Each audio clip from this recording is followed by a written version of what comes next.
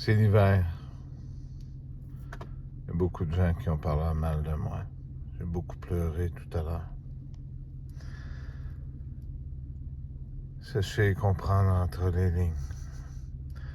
Le verbe victorieux, la fin du monstre et de la bête.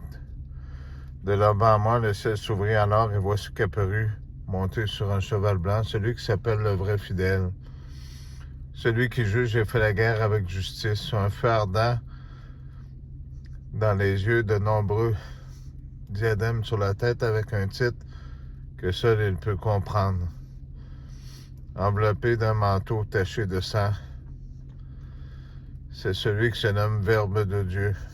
Pour cortège, il reçoit les armées du ciel sur des chevaux blancs, aux habits d'un lin blanc parfait. De sa bouche sort un glaive à double tranchant dont il frappe les nations, car il les mène à coups de 7 armées de fer.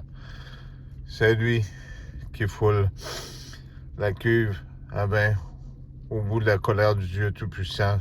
Sur son vêtement et sur sa bannière, il porte son nom, Roi des rois et Seigneur des seigneurs. Je vis alors un ange debout en service et sa grande voix résonnait disant à tous les oiseaux de l'atmosphère, venez prendre part ensemble au grand festin de Dieu. Vous y mangerez les chairs des rois, des chefs, des grands, des chevaux avec leurs cavaliers, de toutes sortes de gens libres et esclaves, petits et grands. Et je vis le monstre et les rois de la terre avec leurs armées réunies pour engager le combat contre le cavalier avec son armée. Le monstre fut capturé, et avec lui le faux prophète, celui qui faisait des merveilles à son service pour séduire ceux qui portaient la marque du monstre et adoraient son image.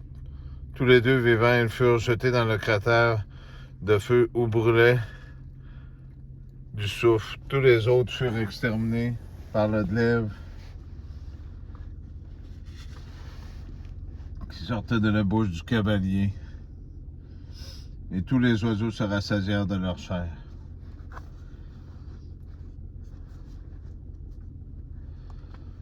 Si je vous ai lu ce texte-là, il y avait une raison. Merci.